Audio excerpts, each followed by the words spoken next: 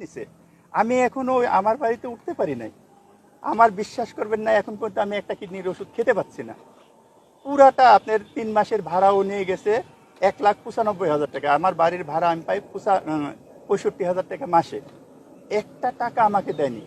ও উঠিয়ে নিয়ে গুলশানে যায় নাচানাচি করে, এই যে এইসব ভিডিও করে, মিথ্যা কথা যারে বলে যে আমার বাড়িতে যান, আমার এলাকায় যান, সবাইকে জিজ্ঞেস করেন তার ফ্যামিলি, তারা 3 জনা, ওদের অন্য কারো কথা বলছি না, তারা 3 জন কেমন, আমি কেমন, প্রত্যেকটা লোককে জিজ্ঞেস করবেন প্লিজ।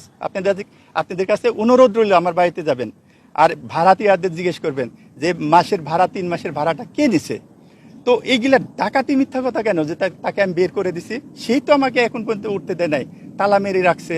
আমার কোনো রুম নাই যে ওই বাসে এখনো যাইনি, কারণ রুম নাই, আমি থাকবো কোথায়, ও তো তালা মেরে গেছে। আমি যখন অ্যারেস্ট হয়েছি তখন তো আমার এই বাসার থেকে তো অ্যারেস্ট হয়েছি, আমার চশমার থেকে শুরু করে জামা কাপড় সব তো এখানে। এখন পর্যন্ত তো আমার এই বাড়িতে উঠতে পারে নাই।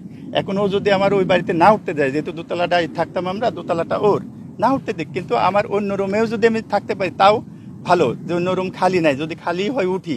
তারপরে আমার মা বলছে বাবা তুই যাস না, ওরা তোকে মেরে ফেলবে। একবার মারার জন্য চেষ্টা করছে, এবারও মেরে ফেলবে, কারণ ওদের অনেক পাওয়ার। এই জন্য আমি সবার কাছে অনুরোধ করছি যে প্লিজ আমাকে হেল্প করবেন, যে প্রশাসন দিয়ে। এটা 100% মিথ্যা কথা। কেউ যদি প্রমাণ করে দিতে পারে, টুনি হোক আর যে হোক, আমি সবার সামনে, এরকম সবার সামনে দিব গলায়। আর ওর যদি আমার মোবাইলটা 20 বছর আপনারা চেক করবেন যে একটা মেসেজ এরকম আছে কিনা, একটা। আর ওর যদি আপনি 1 মাস করেন, 1000টা পাইবেন মেসেজ। কারণ ও মানে ওর অভাব নাই, ও সব সময় মোবাইলে কারোর সাথে না কারোর সাথে সম্পর্ক আছেই। ওর মোবাইলটা 1 মাস, শুধু ডিসেম্বর বা জানুয়ারির যে কোনো একটা মাস আপনারা চেক করেন, আপনারা মনে হয় পারেন, যেহেতু ওর বোন পারে চেক করতে। আর আমারটা 20 বছর যদি আমি মোবাইল ব্যবহার করি, 20 বছরই চেক করেন, কারণ মোবাইলটা ওর কাছে আছে, আমার কাছে না, আমার মোবাইল আমার কাছে নেই। আচ্ছা তারেক ভাই, একটা কথা জানার জন্য, জি, ধরেন আপনি টুনির নামে, মানে টুনি আপনার স্ত্রীর নামে আপনি যে অভিযোগগুলো দিয়েছেন, হ্যাঁ জি, অভিযোগটা এগুলো সত্যি কথা, মানে সেটাই হোক না কেন, আমাদের দৃষ্টিতে সেটা অভিযোগ। আচ্ছা, আপনি যে অভিযোগগুলো দিয়েছেন, আসলে এই যে একটা মানুষ যদি ভালো না বসে, সে আপনাকে আসলে কেন কিডনি দিবে, না কেন আপনাকে বাঁচিয়ে রাখবে, যদি এটা পরিবর্তনের কারণটা কি? আচ্ছা, এটা হচ্ছে আজকে থেকে 5.5 বছর আগে সে কিডনি দিছে।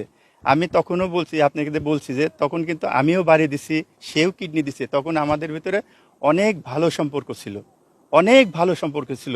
5.5 বছরের পরে 1 থেকে 1.5 বছর পর থেকে ও যখন টিকটক শুরু করে, তখন থেকে ওর মন পরিবর্তন শুরু করে টিকটকের মাধ্যমে বিভিন্ন ছেলেদের সাথে।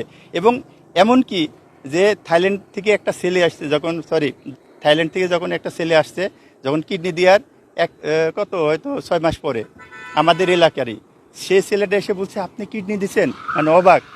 সেই জন্যে ওকে আমি চিনি না, কিন্তু আমাদের পাশের, কারণ ও থাইল্যান্ডে থাকে। ফল টল নিয়ে আসছে, আমি বলছি হ্যাঁ ভাই ও কিডনি দিছে। আমি অটোওয়ালার কাছে সবার কাছে দোয়া চাই যে আমার বউ আছে, আমাকে কিডনি দিছে, প্লিজ তোমরা দোয়া করো। ওকে, ওই থাইল্যান্ড থেকে ওই ছেলেটা আসছে, বলছে আপনি কিডনি দিচ্ছেন, আপনি মহান ব্যক্তি। হ্যাঁ, আমি বলছি হ্যাঁ ও মহান ব্যক্তি, আপনারা দোয়া করবেন যেন ও ভালো থাকে, সুস্থ থাকে, আর আমিও যেন সুস্থ থাকি, ওনাকে এই কথা বলছি। কতদিন পরে, 6 মাস পরে দেখি ওর বউ সারাসারি হয়েছে, থাইল্যান্ড থেকে বাংলাদেশে চলে আসছে। কেন? ওর ফুফাতো ভাই অনেকগুলো নাম্বার দিচ্ছে, তার মান নাম্বার, তারপরে অন্য নাম্বার, ওর নাম্বার না, কি হয়েছে যে এর সাথে পরকীয়া করে এমন অবস্থা হয়েছে, ছেলে এখন ওই যে ছেলেটা থাইল্যান্ড থেকে আসছে, ও এখন টুনিরে বিয়ে করবে, ওইখানে অলরেডি সারাসারি হয়ে গেছে ওর বউ বাংলাদেশে এসে আমাকে ফোন দিচ্ছে। জি, ছেলের নামটা আমাদের এলাকায় তার প্রভাব একটা আছে, আমি চাচ্ছি না তার নাম বলতে। আমার পাশে, আমার এলাকার সবাই বুঝছে যে আমি কার কথা বলতেছি, আপনারা চিনতেছেন না, কিন্তু আমার পাশে তার বাড়ি, ঠিক আছে, সবাই জানে। তার বউ সারাসারি হয়ে গেছে, চিন্তা করেন।